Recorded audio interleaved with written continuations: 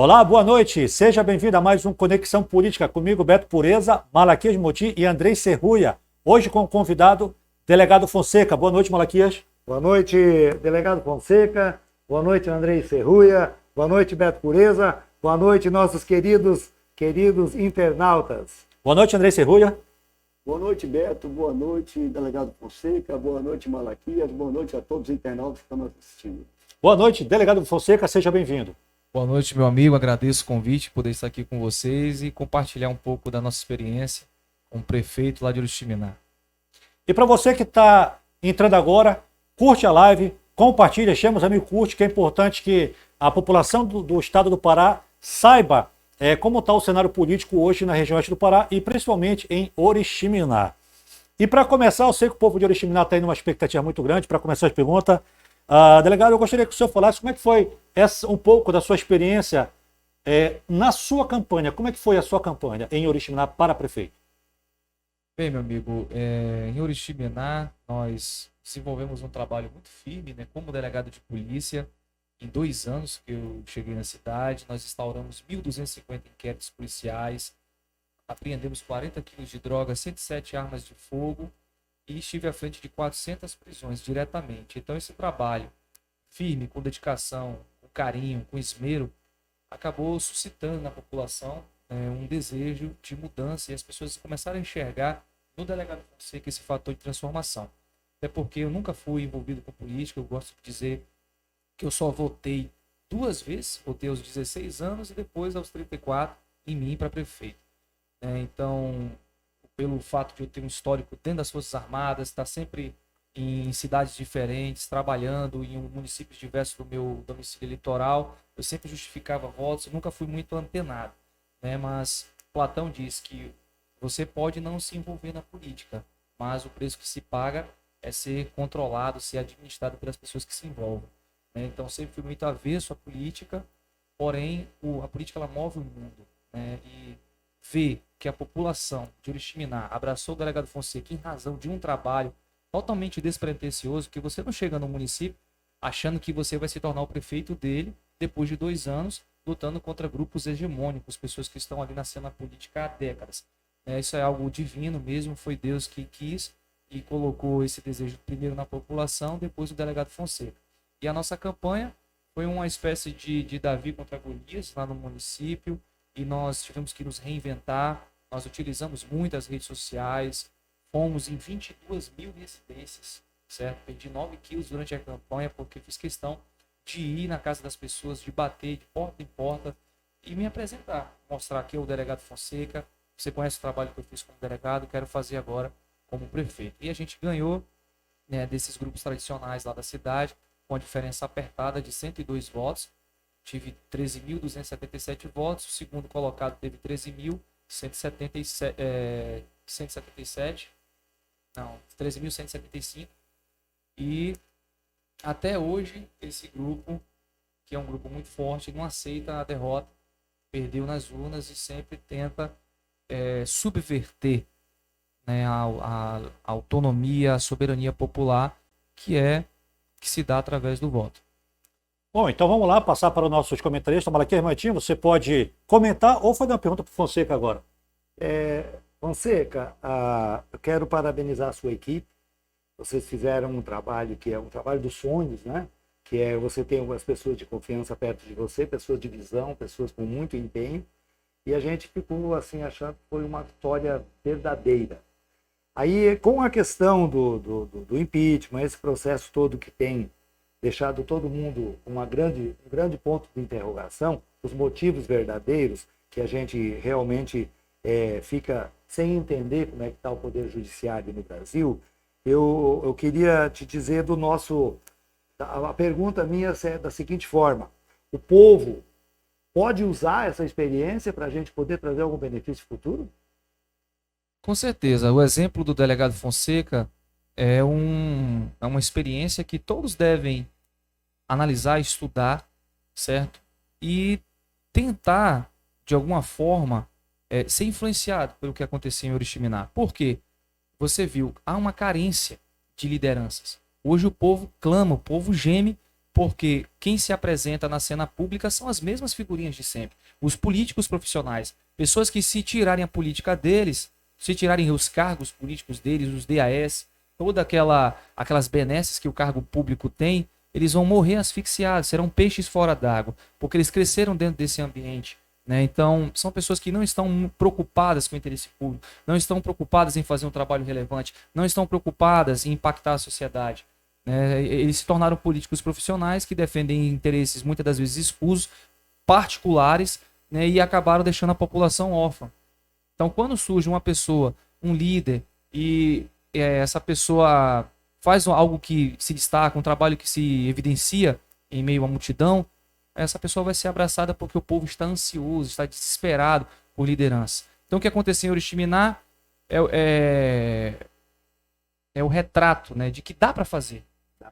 Dá para fazer, dá para você mudar a sociedade, dá para você mudar a sua cidade, sua rua, seu bairro, seu estado, por que não, sua nação, se você tiver vontade, certo? Se você não roubar o dinheiro público, se você não fizer cartel, se você não fizer maracutaia, esquemas escusos, se você se preocupar com o povo e você deixar o dinheiro público, canalizar ele realmente para aquilo que importa, para as mudanças estruturais na cidade, para os programas para desenvolver e para gerar emprego e renda, a cidade vai gostar, vai crescer, vai te abraçar e vai te amar.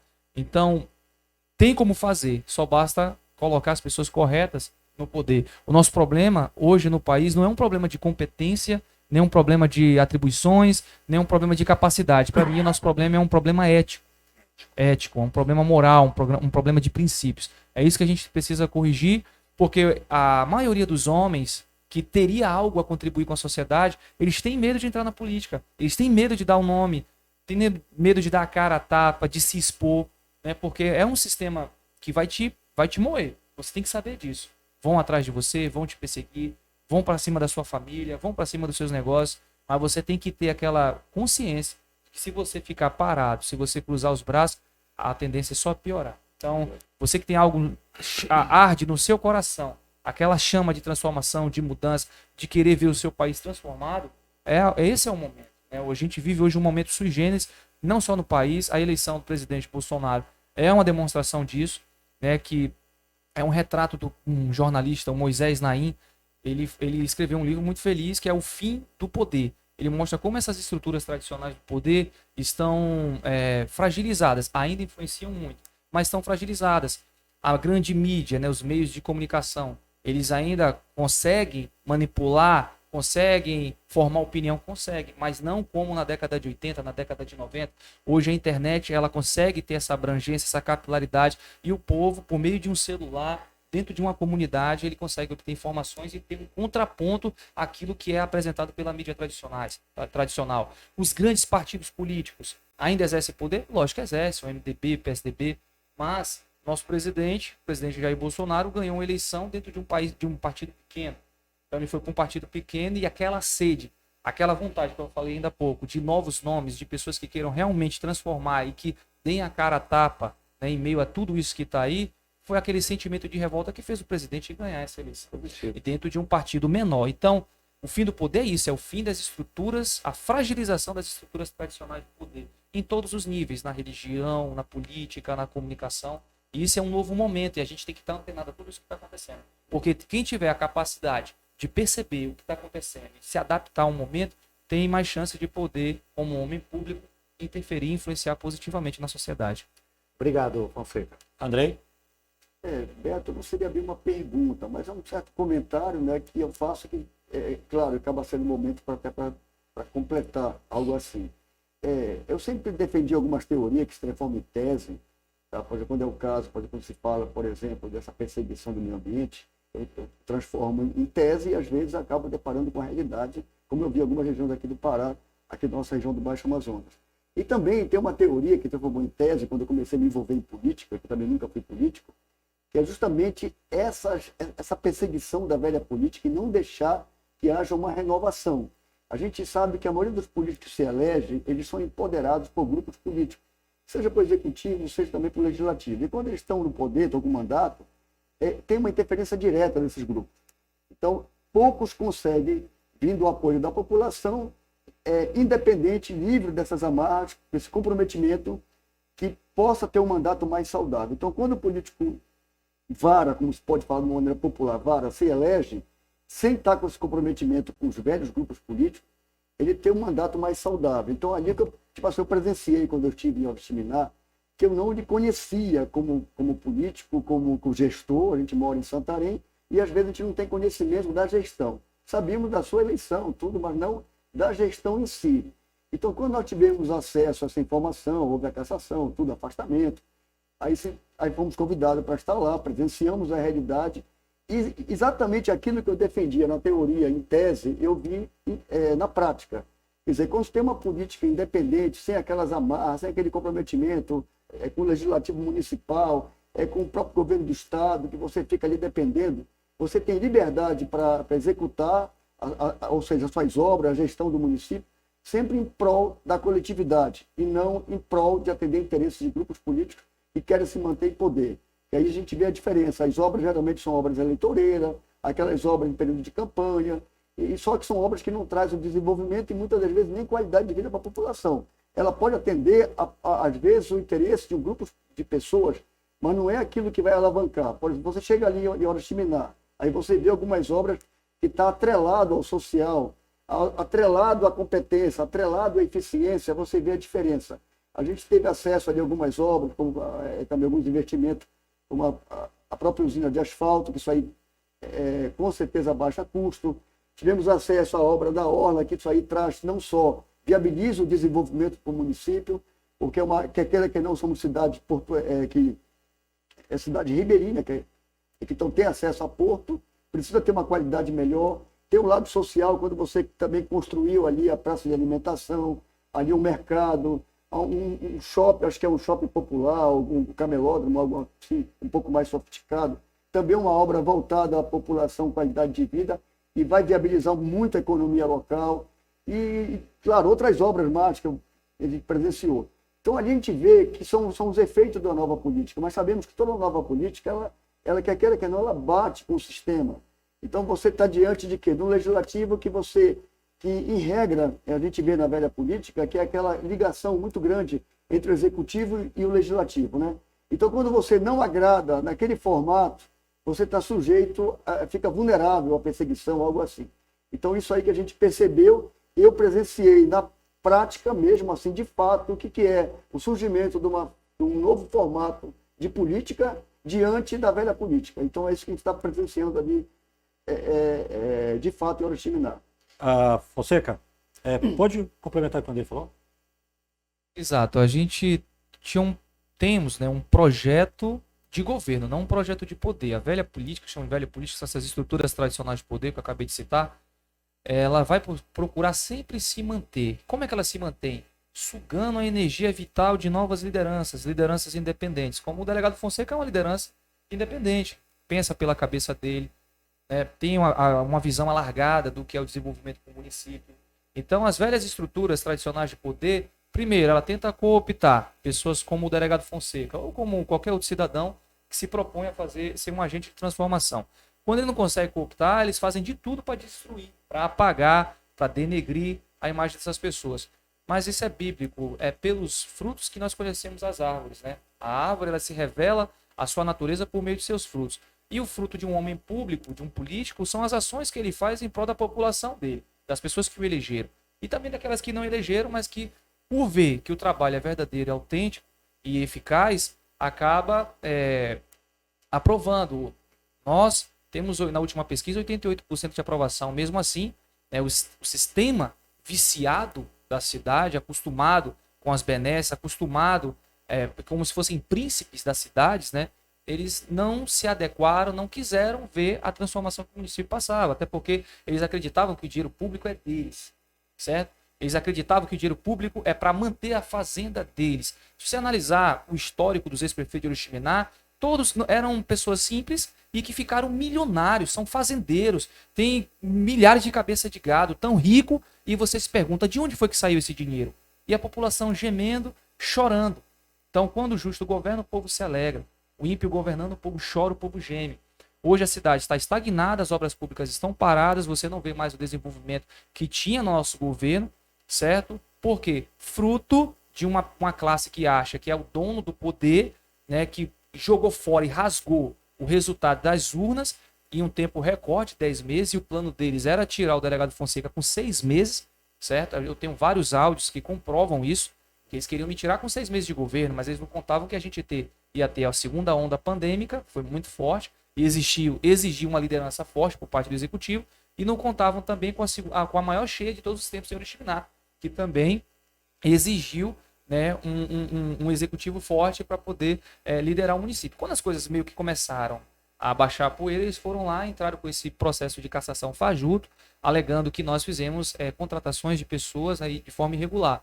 Lembrando que quando eu assumi a prefeitura já existia 1.200 pessoas em planilha, certo? Nós regularizamos uma situação ilegal que já se perdurava por décadas no município, que é colocar o servidor em planilha, o temporário, aquele contratado. Por que eles colocam em planilha? Por duas causas. Primeiro, para roubar o servidor, não pagando férias nem pagando décimo desses servidores. E segundo, para fugir do limite da lei de responsabilidade fiscal. A LRF diz que o gestor do município tem que pagar até 54% com gasto pessoal. Quando você coloca essas pessoas em planilha, você faz o pagamento via boleto, gente.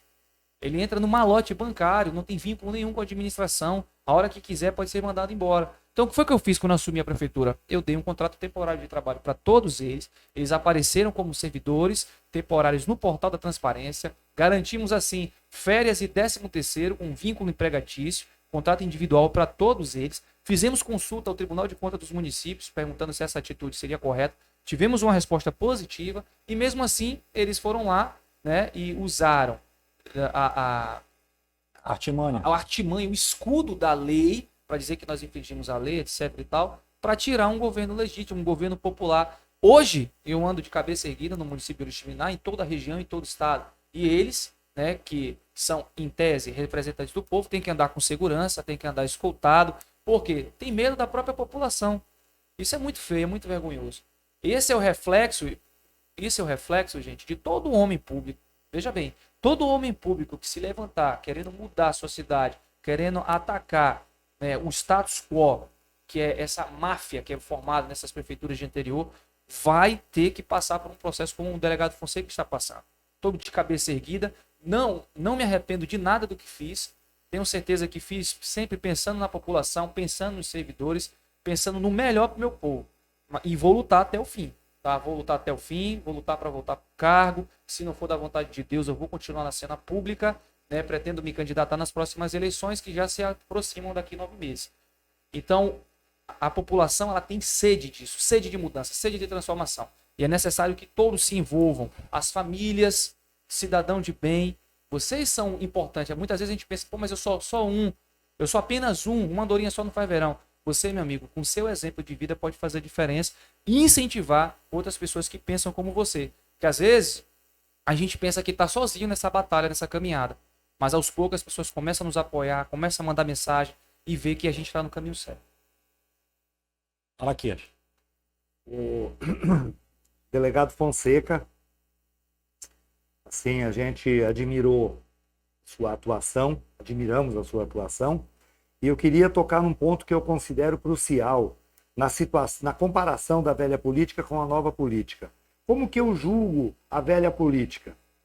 Os atos da velha política são a manutenção do poder através do assistencialismo, através do empreguismo. Então, quando eu estou valorizando, eu estou dando um emprego, não é trabalho, um emprego em troca do voto. Eu estou dando um emprego público em troca de eu me garantir no poder.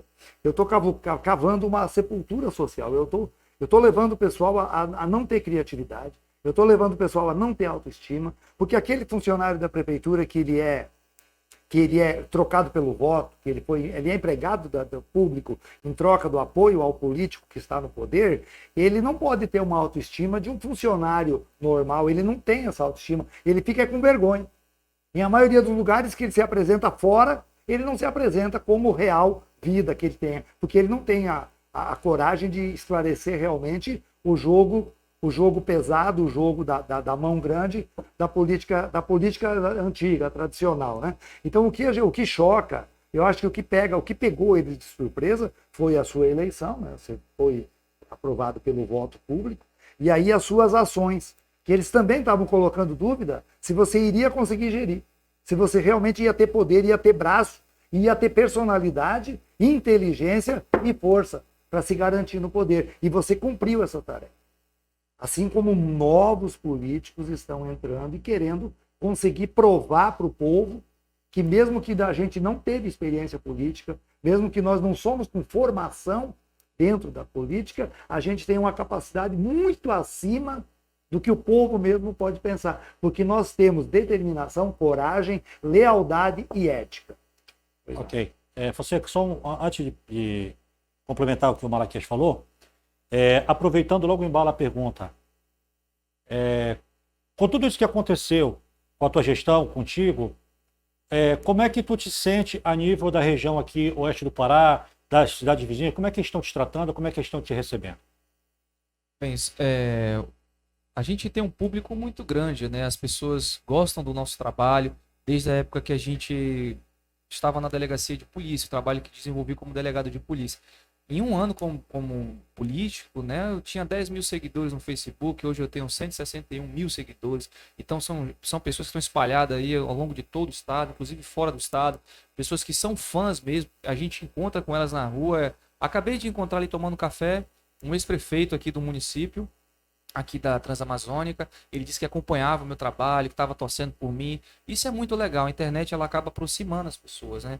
E eu me sinto muito acolhido, não só em Oriximiná, mas em toda a nossa região. E completando aqui um comentário do Malaquias, dizer que o povo brasileiro, Malaquias, ele é conservador em princípios e valores em sua quase totalidade. Eu diria que 80%, 90% da população brasileira ela é conservadora, ela é cristã, católica, evangélica, ela acredita na livre iniciativa, nas liberdades individuais. Porém, ela não encontra essa representatividade hoje dentro da política, dentro dos partidos políticos. Você não tem, são raríssimas as exceções, partidos que sejam realmente de direita, conservador e que defende a bandeira do povo. O nosso povo é assim. O povo brasileiro ele quer trabalho, ele quer emprego, ele não quer esmola, ele não quer assistencialismo. Ele quer se sentir útil, valorizado.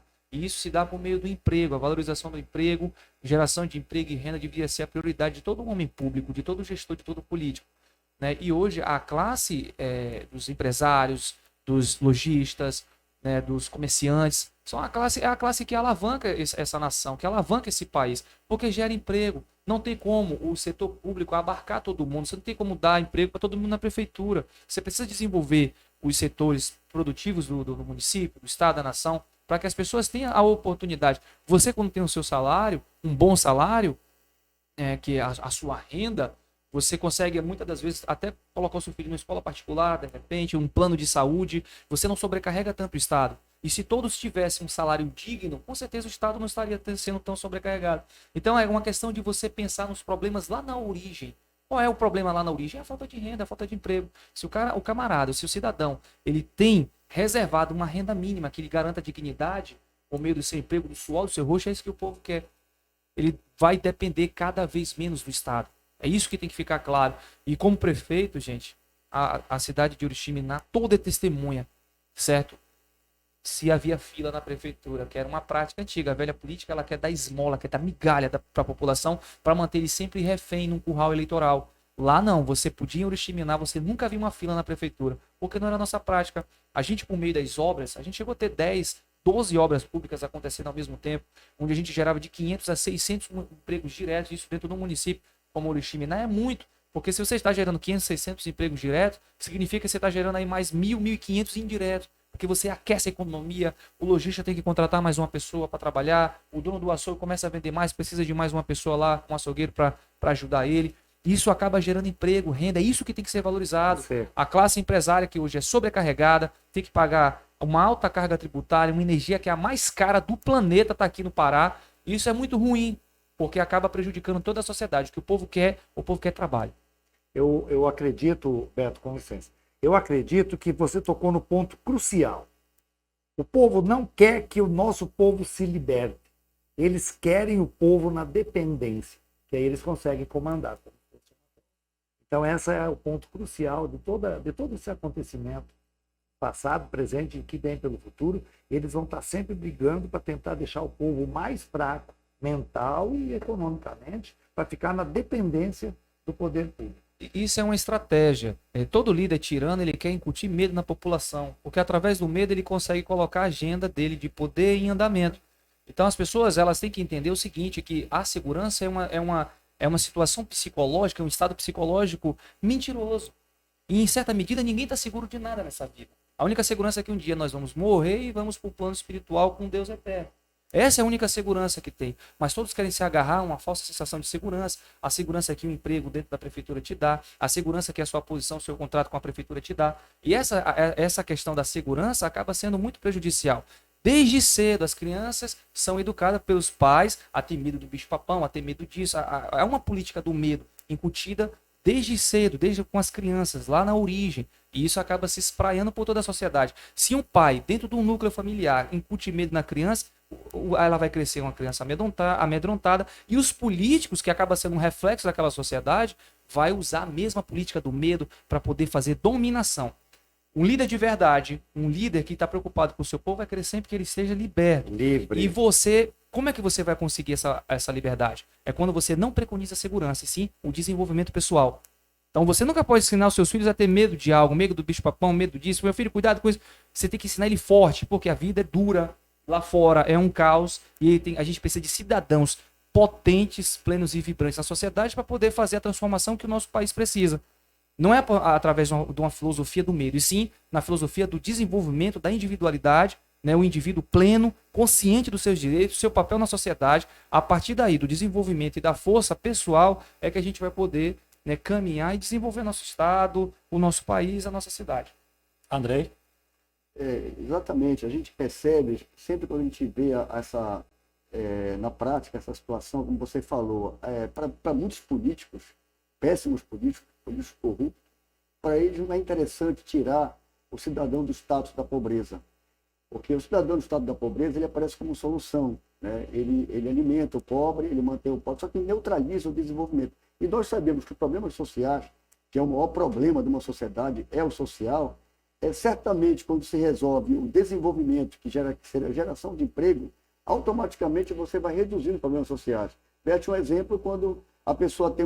sabemos que o emprego é o que dá a dignidade para a pessoa, a renda muito mais. Então, quando aquele cidadão começa a ter uma renda que vai trazendo independência, ele vai tendo uma família com uma qualidade de vida, ele vai tirando o peso das costas do poder público e vai assumindo, que seria a educação do filho, a saúde e outras coisas mais. E hoje a pessoa na miséria está totalmente ligado a uma política onde eles mantêm essa pessoa alienada. Então fica aquele ciclo vicioso. Quando você faz uma comparação do governo do estado do Pará atual e deixa a população extremamente numa pobreza, aí ele faz uma política assistencialista aí, com R$100, R$500, aí faz aquelas filas quilométricas. Aí, se você fizer a mesma política hoje num estado como Mato Grosso, certamente poucas pessoas vão para essa fila, porque não querem nem perder tempo, não vão largar a sua diária de trabalho para enfrentar uma fila. Então, isso aí é o reflexo que a gente vê dessa alienação. Então, eu sou favorável, sim, uma política sempre que gere desenvolvimento.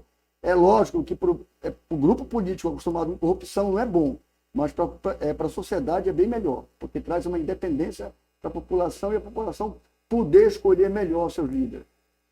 Malaquias, a gente viu o candidato Fonseca, à época das eleições, sem grupo político, meteu a cara e a coragem, mas a gente está acostumado a ver a velha política do toma lá da cá. O candidato dá algo para o eleitor e o eleitor vota no candidato. E a gente percebeu, a gente pode ver Oriximiná como exemplo de consciência política em Oriximiná, Malaquias? Absolutamente. Eu estou ouvindo aqui os depoimentos do Fonseca e está me arremetendo ao nosso grande capitão Bolsonaro, quando ele usa muito a palavra liberdade, quando ele é forte na palavra que ele afirma que a salvação nossa é a liberdade. O que ele quer dizer com liberdade? São essas palavras que o Fonseca falou. Dê a oportunidade do povo se desenvolver intelectualmente. Não amarre o sentimento do cidadão. O cidadão tem que progredir intelectualmente. O cidadão tem direito de um bom estudo. o cidadão tem o direito de uma preparação profissional, e aí ele vai ser livre para escolher o que ele quer da vida dele. Aí ele vai ser desamarrado, ele vai ser uma pessoa que vai ter um ambiente mais aberto, um ambiente com mais luz. Liberdade é o que eu entendo. Exatamente, você foi muito feliz na sua colocação, Fonseca, me deixou eu assim bastante satisfeito com a maneira com que você colocou a liberdade que o nosso povo precisa ter para daí tomar as decisões. E aí, Beto, aí entra na questão diretamente política, porque daí eu vou dar a liberdade do meu eleitor escolher aquilo que ele se sentir confortável em fazer e não estar amarrado porque um sobrinho é funcionário da prefeitura, porque um tio é não sei o quê. Isso aí que complica tudo e amarra e nos deixa aí nós um submundo. Nós não conseguimos quebrar as barreiras para nós atingirmos um nível de desenvolvimento. Eu vou me alongar um pouquinho mais. Eu conheci Rondônia na década de 90, Fonseca. Eu vi de 85 a 95 o que aconteceu em Rondônia. Lá nós não tínhamos ONG incomodando o progresso, nós não tínhamos pessoas da esquerda com nenhum tipo de ação. Nós tínhamos liberdade de trabalhar. Tínhamos total liberdade de colocar nossos projetos, que fosse garimpo, que fosse madeira, que fosse agronegócio. Nós tornamos, chegou ao ponto de tornar Rondônia, hoje você não vê noticiário de Rondônia. Se você for visitar a cidade de Rondônia, que eu falo Rondônia, porque é na mesma faixa nossa, que é a Amazônia, mesmo clima, sabe? Todas as coisas são muito parecidas com as nossas, e lá a gente não vê o povo sofrendo, lá a gente vê o povo trabalhando. Você vai numa segunda-feira cedo, você não encontra, 10 horas da manhã, você não encontra ninguém na rua vagabundando, é todo mundo correndo. E é isso que a gente quer trazer para o nosso povo. Também aconteceu depois do Mato Grosso comigo, eu assisti aquela região de Sinop ali, então de 95 a 2005, o mesmo choque cultural para trazer o desenvolvimento intelectual do povo. Aí reflete na multiplicação de benefícios para a sociedade. É nesse sentido, Beto. Fonseca, fala pra gente, eu passo para ti, Andrei. Fonseca, fala pra gente como é que foi fazer uma campanha sem ter que dar o toma lá da cá. Como é que foi isso pra gente? Conta essa experiência para que o restante do eleitorado paraense possa entender como é que foi feito essa tua eleição sem o toma lá da cá. Bem, como eu disse, né, eu tive 22 mil casas e quero até me dirigir a todos que estão assistindo de forma mais incisiva. Se em alguma dessas casas eu entrei prometendo emprego, prometendo que ia dar algo em troca se a pessoa votasse no delegado. Em nenhuma. E eu tenho certeza que fui o prefeito que mais gerou emprego em Oriximiná, mesmo sem ter prometido que daria emprego. Então é isso. É algo desafiador, mas a gente conta, como eu disse no início, né, da nossa entrevista aqui, do nosso bate-papo. A gente conta hoje com esse sentimento de insatisfação. O cidadão está cansado, está sobrecarregado, porque são sempre as mesmas figurinhas, são sempre as mesmas pessoas, os políticos profissionais que aparecem de 4 em 4 anos, querem só o voto e depois vão embora, certo? Então, esse cansaço, essa insatisfação permite que novos rostos, novas lideranças surjam. E hoje eu tenho certeza que até numa candidatura majoritária, por exemplo, se surgir um novo nome, um nome novo, ele já tem 30% dos votos. Em qualquer cenário. Por quê? Porque é justamente aquela faixa da população que está cansada do que está aí, né? Do que vem vendo e acompanhando ao longo dos últimos anos. Andrei? Isso aí, infelizmente, a realidade do Pará ainda é essa, muitos municípios do interior principalmente. A gente, quando olha a situação de Oriximiná, eu dou um parabéns aí pela população, mas infelizmente é aquela situação, tem o executivo e tem o legislativo. Então, se não tiver também uma visão para termos bons parlamentares no legislativo, seja esfera municipal, estadual, federal, vai se preparar numa situação dessa. O executivo sempre tendo problema para lidar, porque tem o jogo do toma lá da cá. Eles não se contentam em ver um trabalho sendo feito sem essa parte do jogo. Então, a população tem que ter consciência quando vai votar no vereador, vai votar no deputado estadual, no deputado federal, no senador, da importância de eleger bons nomes que estejam comprometidos com a população e não comprometidos com grupos políticos, porque de alguma maneira você vai estar sempre sendo prejudicado, porque a população é sempre o mais prejudicado, porque esses projetos que eles criam é projeto para se manter no poder e não projeto para atender de fato o interesse da população. Malaquias, agora eu vou puxar um tema que já virou uma pergunta, Fonseca. As questões indígenas, elas sempre estão nos nossos noticiários aqui no Conexão Política. E durante muitos anos, muitas décadas, os índios Uaiuai, os cachuianas, os quilombolas, sempre foram ligados muito com os políticos antigos. Então era muito difícil um candidato novo, sem recurso financeiro, conseguir conquistar a admiração e a confiança dos índios ali. E o índio quer trabalhar, Malaquias. O índio quer trabalhar, o índio quer produzir, a gente sabe que ele quer trabalhar. E eu queria saber, Fonseca, já fica a pergunta, já te passo, Malaquias, como é que foi conquistar os índios, Malaquias? Fonseca, em algumas viagens, em alguns estudos antropológicos, a gente entendeu que para a gente poder ter competência para lidar com a situação indígena, eu preciso ir conhecer quais são os desejos daquela tribo indígena. E se caso o desejo daquela tribo indígena seja continuar naquela mesma situação de milênios para cá, sei lá quantos anos que existe aquela tribo, a gente vai preservar o direito deles de não querer o desenvolvimento. Ponto. Agora eu vou numa outra tribo, numa outra região que quer produzir, que quer plantar, que quer garimpar. Qual é o direito nosso, brancos, invasores da terra dos índios? Qual é o direito que nós temos de não deixar eles entrarem no jogo normal do comércio? Aonde quem nos deu o direito de proibir o índio de ser produtivo, se ele quiser ser produtivo, né?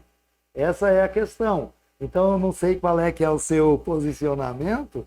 A gente entendeu esses dois lados. Se eu tenho uma tribo que não quer produzir, que quer continuar no extrativismo ali, mantendo seu bichinho, mantendo o seu peixinho ali, eles são donos. Agora, o que eu não posso, agora já é uma coisa que eu não vou te envolver nisso, né? É uma coisa do Malaquias. O que eu não posso é ir lá destinar 1 milhão de alqueires de terra para uma tribo indígena que não quer produzir. Então, eu não posso, com outros interesses, usar aquela tribo indígena para destinar lá 900 mil hectares de terra. Então a gente vê que o pessoal sempre usa os artifícios para, de uma forma ou de outra, botar a mão pesada da velha política e acabar ficando numa vantagem. Entendeu, Fonseca? Então vamos lá, são 2 perguntas, tá? Uma que foi minha e uma do Malaquias, mas é no mesmo direcionamento.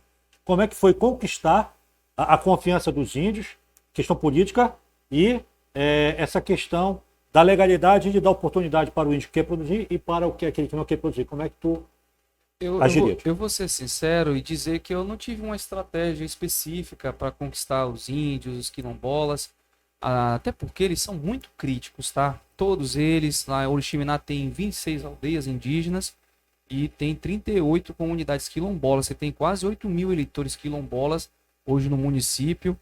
E eles são totalmente antenados a tudo que acontece, certo? Tem internet nas aldeias, tem internet nas comunidades, eles sabem o que é melhor para eles, tá? O nosso município ele tem uma complexidade cultural muito grande, você tem quilombolas, indígenas, você tem nordestinos, a matriz também italiana, ali uma pegada europeia com as famílias tradicionais italianas que se estabeleceram no município há muito tempo. Então, o gestor ele tem que ter essa visão, né? E englobar um espírito coletivo nas suas ações do executivo. E você tem que entender toda essa complexidade cultural e geográfica. Temos sempre 7 mil quilômetros quadrados de extensão. É o segundo maior município do estado do Pará em extensão, Oriximiná. E você tem ali uma exploração da bauxita há 40 anos dentro de comunidades quilombolas. Então, eles estão totalmente inseridos, sabem o que é melhor para eles. Então, assim, não tive uma estratégia. Eles simplesmente, ou talvez um juízo crítico, observaram que o delegado Fonseca tinha uma proposta melhor, né, para a população, e enxergaram na nossa figura uma liderança que podia conduzir o município a uma transformação. E eu quero mandar um alô para todos eles, né, todos, a maioria dos índios hoje são formados, tem faculdade, tem mestrado, tem doutorado, isso lá em Oriximiná, né? A gente sabe que também tem os índios que eles vivem de forma mais isolada, como os Oés, por exemplo, a gente não tem tanto contato com eles, mas os Uaiuai, a gente mantém aquela relação mais próxima, os Cachuiana, as comunidades quilombolas. Então, assim, não teve uma estratégia específica. Foi um trabalho simples que tem um poder incrível. Você não sabe o poder de uma pessoa que faz algo com amor, com carinho, com dedicação. Você pode ser um limpador de privada, mas se você limpa com esmero e você limpa feliz, cantando, de bem com a vida, aquilo ali vai se irradiar no ambiente, vai transmitir uma energia positiva tão grande que você acaba ganhando a liderança das pessoas sem querer ser líder de nada. Esse é o primeiro passo. É uma espécie de uma liderança natural, porque as pessoas sabem que você faz aquilo com amor e com dedicação. Assim você conquista índio, quilombola, nordestino, todo mundo. E a oportunidade do trabalho, como ela falou. O índio que quer trabalhar e o índio que não quer, que não quer a interferência. Né? Repete uma coisa, a pergunta. Eu coloco da seguinte forma, o seu sentimento, a sua percepção, quanto à questão de escolha, de dar o direito. Ele já respondeu. Já. Então, tudo bem. Isso, tem que ser respeitado, né? ok. Os índios que são não integrados, né? Os não integrados, você tem que preservar. Ok. Eles têm uma estrutura diferente, pensam de uma forma diferente, até a própria questão do sistema imunológico deles, não quer ter muito contato com o homem branco. A gente tem que respeitar. Como você falou, Malac, eles chegaram aqui antes. Não, eles têm são os verdadeiros donos da terra nesse sentido. Né? Então tem que respeitar. Agora, se querem trabalhar, a gente tem que gerar. E eles mesmos vão buscar isso. Isso é que é interessante. Né? Além do Estado proporcionar, como a gente sabe que o Estado tem políticas públicas voltadas para essas minorias, entre aspas. Né? Então tem que respeitar quem quer buscar o seu desenvolvimento, mas também quem quer manter suas tradições. E mesmo os que buscam o desenvolvimento, eles ainda mantêm sim as suas tradições. Você vê um conjunto de legislações hoje que obriga que o estudo deles seja preservado na língua deles, na língua matriz. Né? Os waiwais têm essa preocupação, assim também como o estudo das comunidades tradicionais também. Você tem diversas legislações que preservam, né, a identidade cultural deles. Obrigado. Beto, posso dar uma pimentadinha? Claro. Fonseca, nesse quadro que se apresentou nos últimos 30 anos de Brasil, você deve estar na vida ativa já, você está com 35, então está na vida ativa dos últimos 15, mais ou menos isso. Você tem assistido várias decisões na questão da criação das reservas indígenas, reservas quilombolas, reservas extrativistas. No seu sentimento e na sua experiência, no conhecimento mais profundo que você teve, na questão de você ter sido prefeito e tal, Deus abençoe que volte. Você acha que existe alguma possibilidade da gente rever alguns processos dessas formações, dessas reservas aí? Olha, essa é uma questão muito sensível, né? Envolve, toda vez que você envolve esse conflito de princípios, você vê todas as decisões fundamentadas nas coisas superiores, elas sempre não buscam uma lei específica, e sim aquele choque de princípios. Né? Você tem de um lado o direito deles de preservação da identidade do território e do outro o direito do desenvolvimento, são tudo princípios constitucionais. Se olhar a matriz, a Constituição de 88 vai colocar todos esses com o mesmo status. E toda vez que você tem um choque de princípios, não tem é diferente de uma lei que está conflitando com outra. Quando você vai fazer uma interpretação de duas leis que se chocam, uma é aplicada e a outra é excluída. Agora, quando é princípios que se chocam, um exemplo, a questão dos direitos dos índios, da sua terra, manter suas tradições, e do outro lado a economia, a gente pode falar agora o caso aqui do nosso estado vizinho, né, a questão dos arrozeiros, por exemplo. Né? Então, esse conflito de princípio é algo muito sensível de a gente conversar, porque envolve essa questão principiológica, você não tem um que se aplica em detrimento do outro, você há apenas um que se sobressai naquele momento. Entendeu? No seu sentimento, tu acha que existe... Vamos imaginar que uma pessoa como eu, você acha que a gente poderia levantar uma bandeira para começar a tornar possível a reversão de reservas extrativistas? Não vamos mexer com quilombola e nem vamos falar sobre a questão indígena, especialmente reservas extrativistas. Tu acha que existe alguma possibilidade da gente rever algum desses processos aí?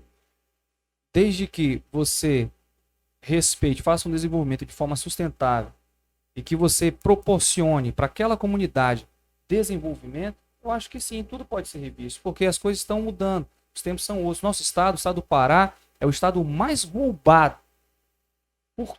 Não tem na história um estado mais roubado do que o Pará. Né? E você vê um estado que produz energia como nós produzimos, produz minérios como nós produzimos, e é um dos estados mais miseráveis. Você passa por municípios pobres e a riqueza sai toda daqui.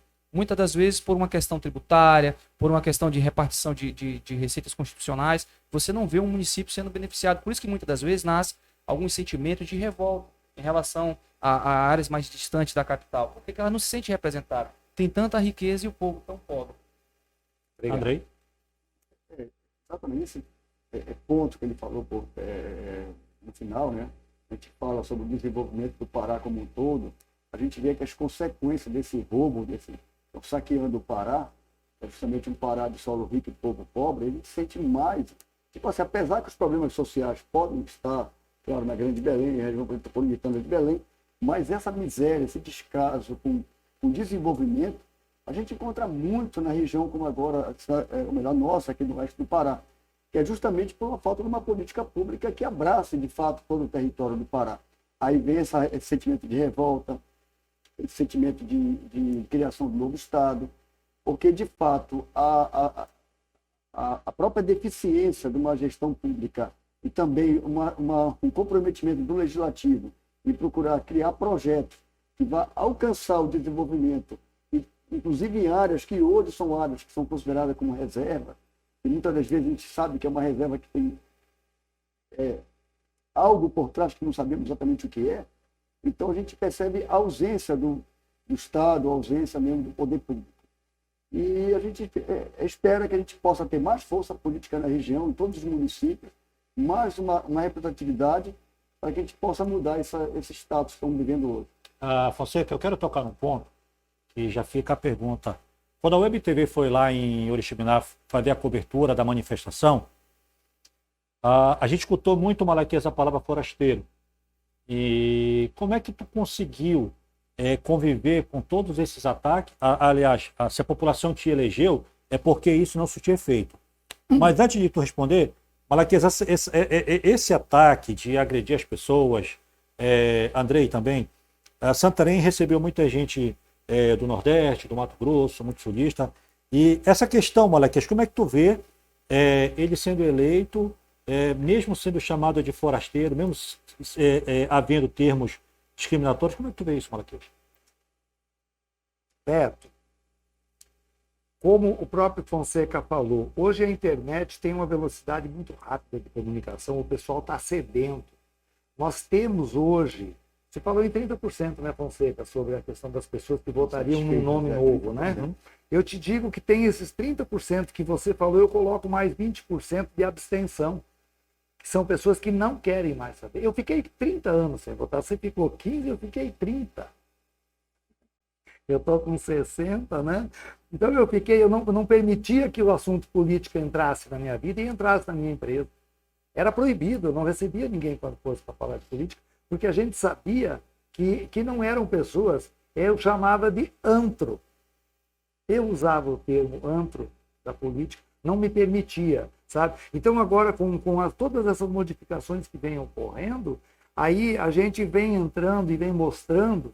Parabéns por você ter tomado a iniciativa, teve a coragem e foi feliz, né, na eleição. Então, assim, Beto, forasteiro, quem tem direito de chamar qualquer pessoa de forasteiro aqui na nossa região? O único que poderia se referir com esse termo seria o indígena.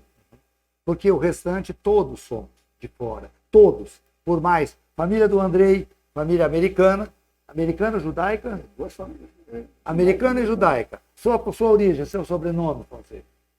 Seu sobrenome? Eu sou baiano, né? Baiano, Filho baiano. de pernambucano. Você é Descendente de alemão. descendente de alemão. Eu sou descendente de italiano. Toda a nossa sociedade, de uma forma ou de outra, com mais tempo ou menos tempo, todos somos forasteiros. Ninguém vai poder julgar um colega que também não nasceu, não teve a origem genealógica aqui. Como é que eu vou me referir? Então eu aceito sempre com riso. Eu aceito. Ontem foi me tratado assim, velho. Ontem foi me tratado assim, nesse termo, no meu Face. O que eu faço, meu irmão? Quer aproveitar um pouquinho, chega mais perto. Não quer, não vai ter jeito. Esse argumento seu não cola. Então, Fonseca, como tu agiu, como tu contornou essa situação com esses ataques, com esses termos? Quem realmente não é da cidade vai sofrer esse tipo de preconceito, mas é a minoria. A minoria vai te atacar dessa forma, certo? A grande maioria de Oriximiná me abraçou. Hoje o delegado Fonseca é querido em Oriximiná, mas vai ter uma minoria que vai querer te desqualificar de alguma forma. Aí ela não vai encontrar, ela vai te chamar de forasteiro, ele não é nem daqui, o que é que ele está querendo fazer aqui na cidade? Mas todo mundo é forasteiro em certa medida do ponto de vista espiritual, aqueles que acreditam no plano eterno. A gente está aqui de passagem, a nossa pátria é a pátria celestial. E agora no plano físico, o seu lugar, o seu solo é aquele lugar que te remunera, aquele lugar que permite você se desenvolver de forma plena. Podem te chamar de forasteiro. Se alguém te chamar de forasteiro, você me diz que seu negócio aqui tá, você tem esse negócio há 17 anos. Então você está 17 anos gerando emprego, renda e desenvolvendo o município. Aí você vai olhar o histórico dessa pessoa que está te chamando de forasteiro. Pode ter certeza, em 90% das vezes é um peso para a sociedade. É uma pessoa que nunca fez nada pela sociedade. É uma pessoa que nunca fez nada pelo seu povo. Aí ele diz que ele é da terra. Aí você vai olhar o histórico dele, nunca fez nada de relevante. Então, tem críticas, meu amigo, que você tem que só olhar, dar risada mesmo do jeito que você está fazendo e seguir o seu caminho. Porque eu tenho certeza, você não é filho da terra, mas o trabalho que você fez aqui está dignificando toda a cidade. E as pessoas têm orgulho do que você faz aqui, porque é algo diferente, é algo inovador, é algo eficiente, é algo que agrega, é algo que soma. Você contribui com seus tributos, você contribui com seus impostos, você acaba desenvolvendo todo o bairro, a cidade e a nação. Então, essas pessoas de almas tristes, elas não têm nada a contribuir e são críticas vazias, tá? Ainda mais um delegado que era, fui militar, fui fuzileiro da Marinha, fui sargento do Exército, quando estava patrulhando a Amazônia. Estava patrulhando a Amazônia, o país, protegendo as fronteiras de um país inteiro. Falou, meu filho, quando você está me chamando de forasteiro, eu sou brasileiro. Eu amo essa terra. Eu sou dessa terra. E qualquer lugar onde eu chegar, eu vou trabalhar para desenvolver e para aumentar a vibração, a energia positiva daquele lugar. Então a gente não liga para essas coisas. Andrei? Exatamente. Eu sempre falo, quando vem essa mesma situação aí, é que nós não escolhemos onde vamos nascer. Quem escolhe são os pais. Mas nós escolhemos aonde queremos viver, com a nossa família, trabalhar. E é exatamente o que o Fonseca falou. Quando você ouve um termo desse, uma acusação dessa, uma crítica dessa, como ocorre às vezes com Malaquias, certamente são pessoas que não têm argumento. Não encontram o que atacar, aí resolve dizer que é forasteiro. Então, isso eu vi também na campanha passada, a campanha do Coronel Tomaso, e as pessoas diziam a mesma coisa. Eu nasci em Belém, mas criei minha vida toda aqui, e o sentimento por Santaria é muito grande. E a gente sabe que pessoas que escolhem a cidade para morar é de coração. É tipo assim, o Malaquias chegou aqui, conquistou, chegou aqui, e viu que era onde ele queria morar com a família. Foi aqui que ele investiu, foi aqui que ele acabou de criar os filhos, casou os filhos, tem 6 netos. 6 netos, Então isso tudo é uma construção. Então, em algum momento, nós aqui, se não for nossos antepassados, está sendo nossa vez de escolher o solo para viver. Então, a mesma coisa, esse ataque vem sempre de pessoas que não têm nada a contribuir, não tem nada a criticar, e usam um termo desse tão covarde, tão vazio, e poucas pessoas caem numa narrativa dessa. Taici, como é que está nosso tempo aí, Taici? Só fazer uma conclusão que é tão assim estranho, o paraense está chamando alguém que vem de fora. A minoria, tá, gente? Como eu disse aqui. Essa minoria. No Amazonas, por exemplo, morei 15 anos no Amazonas. E lá eu vi como o paraense ele é discriminado. Também por uma parte, não é a grande maioria do Amazonas. Então isso é chato, é feio. E aí quando o paraense sai, vai aqui para um estado vizinho, sofre esse tipo de tratamento, aí você não pode pagar um mal com mal. Entendeu? Fica muito ruim, fica muito feio. Eu vi isso acontecer lá. E quando acontece aqui, com essa minoria, eu sempre me insurgi. Cara, tentava trazer ele à luz da sabedoria. Se ele não quisesse compreender, eu colocava de lado. É assim que a gente tem que tratar. Nós estamos chegando ao final do programa, mas vamos para as considerações finais, Malaquias? Como você sempre... Não, o Andrei que fala, fica o gostinho de quero mais, né? A gente está num papo 10 aqui. Inclusive, eu quero aproveitar o momento para informar os nossos ouvintes da Web TV Nossa Voz, que nós vamos estar lançando o programa Papo 10 com o Joaci. Aí esperem que virá essa novidade. O Fonseca já está recebendo o convite para participar, talvez, das primeiras 5 edições aí do Papo 10. Tá? Já fica só, depende de marcarmos a data. O Joaci é uma pessoa de confiança nossa, está conosco, aqui está lá no Lago Grande, ele que vai ancorar esse programa. Beto Pureza, parabéns pela oportunidade, por ter aproveitado a oportunidade de trazer o delegado Fonseca para o nosso bate-papo aqui. Andrei, foi brilhante a participação. Delegado, muito obrigado. Estaremos sempre de portas abertas. Gente, muito obrigado. Continuaremos na luta, para frente e para cima. Andrei? Beto, é sempre um prazer participar do programa, principalmente quando temos aí um entrevistado aí como delegado Fonseca. E para mim sempre fica aquele gostinho de quero mais e é sempre também uma oportunidade para conhecermos um pouco mais. Tá? Sempre, de alguma forma, a gente ganha mais conhecimento. Então, estarei sempre à disposição para participar também. Tá? E Malaquias também por estar aqui conosco, é um prazer. E é isso aí. Delegado, fique à vontade de considerações finais. Quero mandar um alô especial para Oriximiná, nossa cidade, e para todo o Pará, as pessoas que estão orando, intercedendo, mandando palavras positivas, né, dizer que Deus é um Deus de justiça e que a vontade dele sempre vai prevalecer na vida do delegado e na vida de cada um de vocês. Dizer também que estou com saudade de todos, em breve estaremos aí confraternizando e contem sempre com o delegado Fonseca. Você, meu amigo, que também está ouvindo essa mensagem, que tem um desejo ardente de ser um instrumento na mão do Altíssimo para transformar ali a sua rua, o seu bairro, a sua cidade, o seu estado. Una-se a pessoas que pensam como você e faça a diferença, tá? Não pense que você é apenas uma andorinha e que uma andorinha só não faz verão. Cada homem, dentro da sua individualidade, pode sim contribuir com um lugar melhor para a gente ter um país melhor. Obrigado. Bom, esse foi o Conexão Política. Curte, compartilha, chama os amigos para assistir, apresenta o programa de hoje. Essa é a Web TV Nossa Voz, diminuindo distância, apresentando soluções. Boa noite.